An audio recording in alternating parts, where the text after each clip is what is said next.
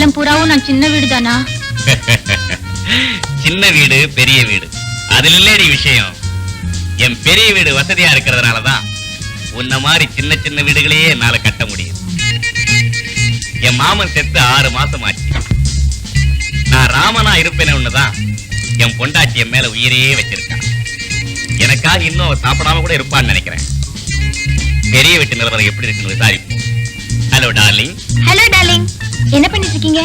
ஒண்ணுமில்ல, நம்ம office file எல்லாம் புரட்டிக்கிட்டு இருக்கேன். நான் கூட நீங்க இல்லாத குறைக்கி போர்வை இழுத்து அணைச்சுக்கிட்டு இருக்கேன். எனக்கு எப்படி இருக்கு தெரியுமா?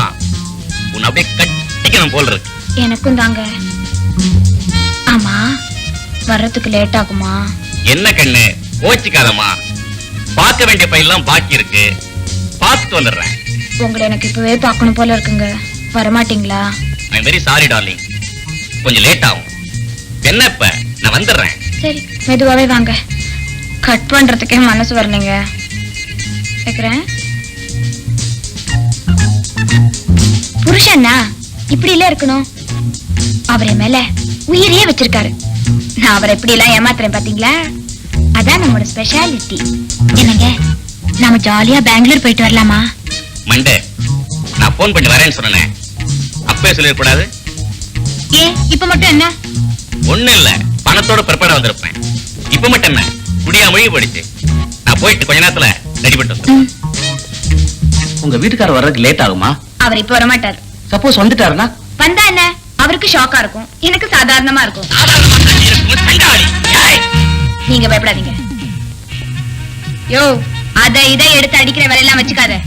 ஆமா, இப்ப என்ன நடந்துருச்சு? என்ன நடந்துருச்சா? கால்ல இருக்கிறத கரெக்ட். அது கூட நான் வாங்கி கொடுத்ததியா? கம்முனு எனக்கு வேணும்டி. உங்க அப்பன் தங்கம் தங்கம்னு சொல்லி கட்டி கொடுத்தாண்டி. எத்தனை கேரக்டர்னு கேட்கல, உன் கேரக்டர் நான் புரிஞ்சுக்கலடி. இப்பதாண்டி புரியுது நீ 16 கேரக்டர். அப்பன் வைரம் வைரம்னு சொன்னாண்டி. அது அறுக்கு மணி இப்பதாண்டி தெரியுது. கோவத்தை ரொம்ப அதிகமா பொழியறீங்களே. தமிழ் படம் அடிக்கடி பாப்பீங்களா?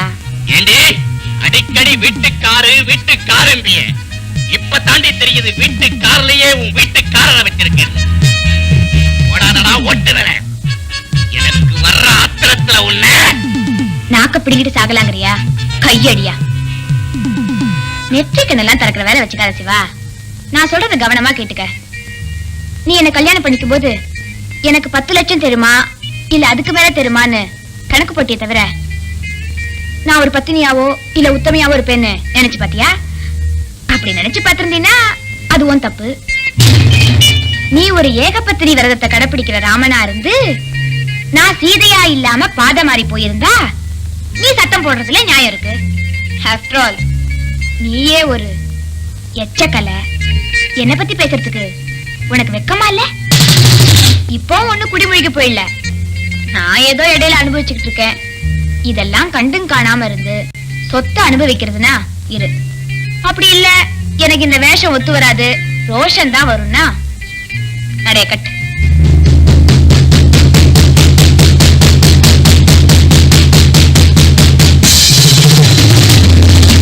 நீயே ஒரு எச்சக்கலை. என்ன பத்தி பேசுறதுக்கு உனக்கு வெக்கமா இல்ல?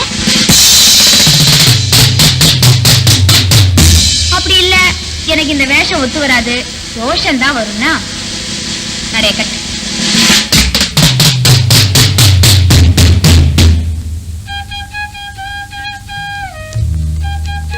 என்னங்க பேசவே மாட்டேங்கிறீங்க? இந்த நேரத்துல நீங்க வருவீங்கன்னு நான் எதிர்பார்க்கவே இல்ல. உங்க மேல நான் உயிரையே வச்சிருக்கேங்க. Sorry for the disturbance. ஒண்ணு இல்ல, வாட்ச மறந்துட்டு போயிட்டேன். என்னங்க அப்படியே பாக்குறீங்க? வாட்ச பாக்குறீங்களா? சின்ன முள்ளும் சரியில்லை, பெரிய முள்ளும் சரியில்லை. குருப்பான் சாரா, சொல்லுங்க சார்.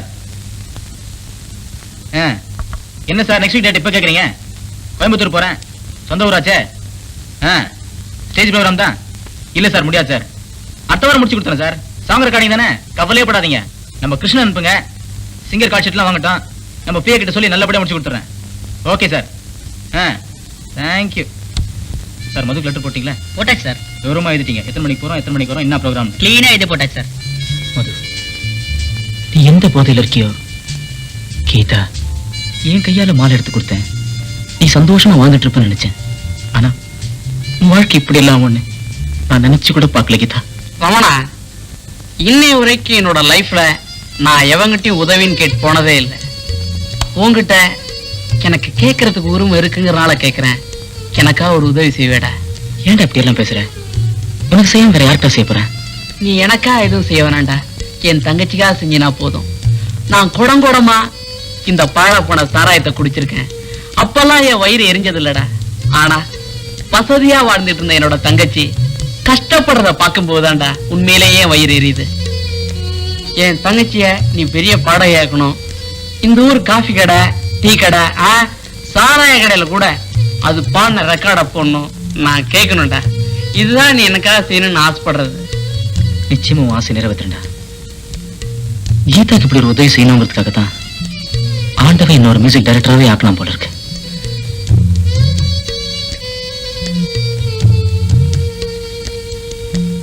நான் செஞ்ச பாவத்துக்கெல்லாம் தாண்டா இப்ப நான் அனுபவிச்சுக்கிட்டு இருக்கேன். என்ன நம்பி கீதா சொத்து சுகம் எல்லாத்தையும் உதறிட்டேன் பின்னாடி வந்தா. அவளை நட்டாத்துல தள்ளனடா. அதனால தான் நான் நடுத்தரவுல நின்னு சிரிப்பா சிரிச்சுக்கிட்டு இருக்கேன். நீ சிரிப்பா சிரிக்க வேண்டியவன் தான். புத்தி கட்டு அலையற. பத்தினி ஆயிலாட்டா என்னடா? அவகிட்ட தான் பணம் இருக்குது இல்ல. கற்பான் கற்பு, புடலங்கா கற்பு. பொண்டாட்டி கிட்ட கற்பு இல்லைன்னா என்னடா? கறி எடுத்து பூச வேண்டியதானே. கற்பு தானே வந்துட்டு போகுது. 6 மாசமா என் கழுத்தை அறுக்கிற. எனக்கே விஸ்கி வாங்க பணம் பத்தல. உனக்கு வேற சாராயம் வாங்கி ஊத்த வேண்டியிருக்கு. அவகிட்ட தான் பணம் இருக்குது இல்ல. அங்க போய் வாங்கிக்க வேண்டியதானே.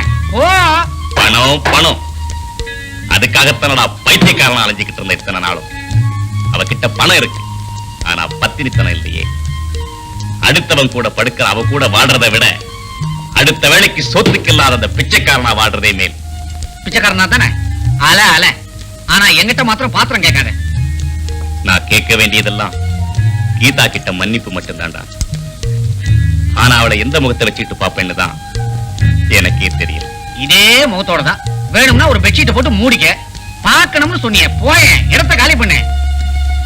என் நிலைமை நீ இதையும் பேசுவ எதையும் பேசுவ. நான் வரேன்டா.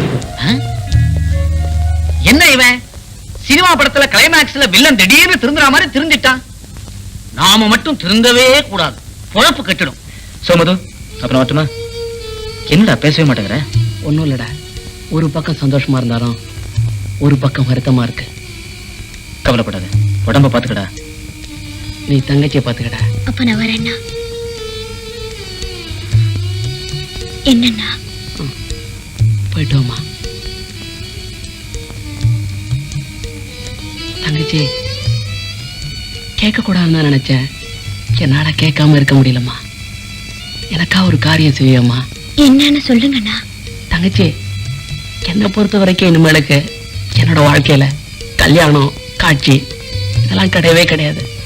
என்னமோ இப்படி இருந்து இப்படியே போயிடுவேன்னு நினைக்கிறேன். என்னடா குடிகாரன் இப்படிலாம் கேட்கிறானே நினைச்சிடாத. எனக்கு ஒரு சின்ன ஆசைமா. உன்னோட பையனுக்கு என்னோட பேரை நீ வைப்பியம்மா? பேராசை தானே படுறீங்க? பேராசை பள்ளியே உங்க ஆசைப்படியே உங்க பெரிய வைக்கிறேன். நான் ராசி இல்லாதவனும் நினைச்சம்மா. எனக்கும் ராசி இருக்குமா? அண்ணா, எனக்காக நீங்க ஒரு சத்தியம் செஞ்சு தருவீங்களா? உனக்கா எந்த சத்தியம்னாலும் செஞ்சு தரமா? ஒண்ணு இல்லைண்ணா, இன்னில இருந்து இந்த குடிப்பழக்கத்தை விட்டுடுங்க. தங்கச்சி, நீ நல்லா வாழ போறியங்கிற சந்தோஷம், இன்னைக்கு எல்லாரும் என்ன விட்டுட்டு போறீங்களேங்கிற வருத்தம் எல்லாத்தையும் மிஸ் பண்ணி கொண்டாடணும்னு கடைசியா இந்த பாட்டில வாங்கி வச்சுட்டோமா. இன்னைக்கு இதை மட்டுமா சாப்பிட்டுக்கிறோமா? நாளையில இருந்து ஓ சத்தியமா சாப்பிட மாட்டோமா? சாப்பிட மாட்டோமா? சந்தோஷமா போயிட்டோமா? நீ நல்லா இருப்போமா? நான் வரேண்ணா. போயிட்டு வா.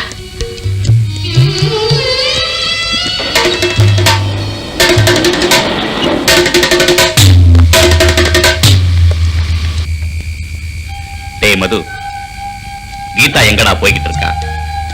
டேய், நான் செஞ்ச பாவத்தெல்லாம் செத்தலான்ற நான் கீதாவை பார்க்கலான்னு வந்தேன். எங்கடா போய்கிட்டு இருக்கா? உன் வாயை திறக்காத, வாரேன்.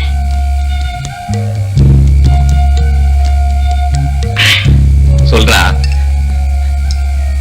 வாடா என் மாப்பிள, உன்னைத்தாண்டா தேடிட்டு இருந்தேன்.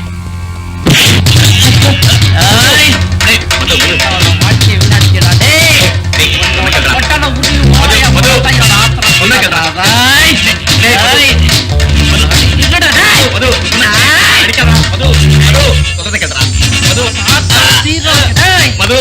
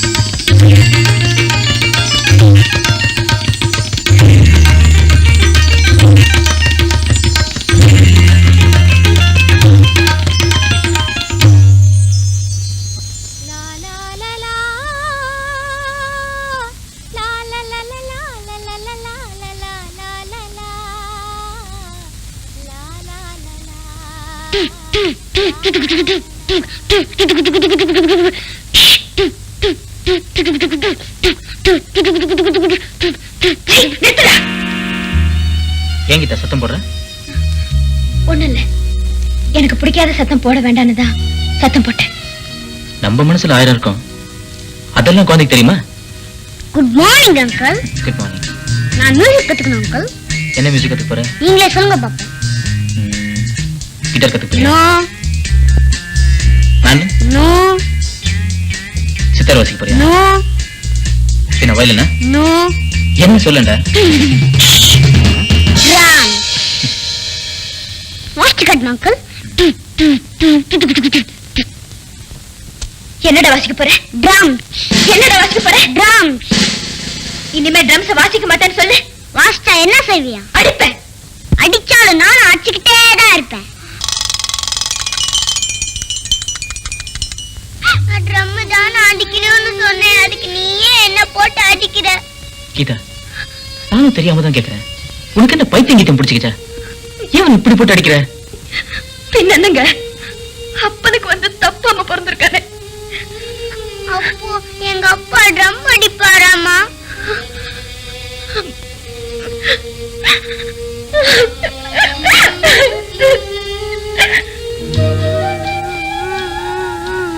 என்னமா அழாதா? அழாதடா.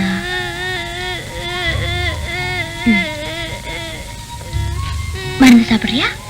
சாப்பிட மாட்டேன் போ. இப்போ உடம்பு எப்படி இருக்கு கீதா? காய்ச்சல் ஜாஸ்தியா இருக்குங்க, மருந்து சாப்பிட மாட்டேன்னு அடம் பிடிக்கிறான். மருந்து சாப்பிடுறாக்கண்ணா? ட்ரம்ஸ் வாங்கி தரீங்களா அங்கிள்? இந்த பேபி சாஜி கையில நான் சாப்பிட மாட்டேன், இதெல்லாம் போட்டு அடிக்குது, வெளில போக சொல்லுங்க அங்கிள். நான் மருந்து கொடுத்தா சாப்பிட மாட்டான், உங்க கையால கொடுங்க.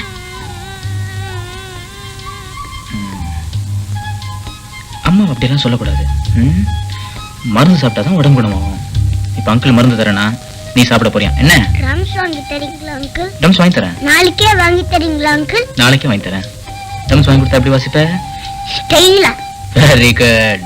ஆகாமே ஆகாமே ஆகாமே ஆ ஆ ஆ ஆ ஆ. அண்ணே, என்னென்ன படுத்து தூங்குறீங்க? கதைய பாதியிலேயே நிறுத்திட்டீங்க, அத ஆரம்பிங்க அண்ணே.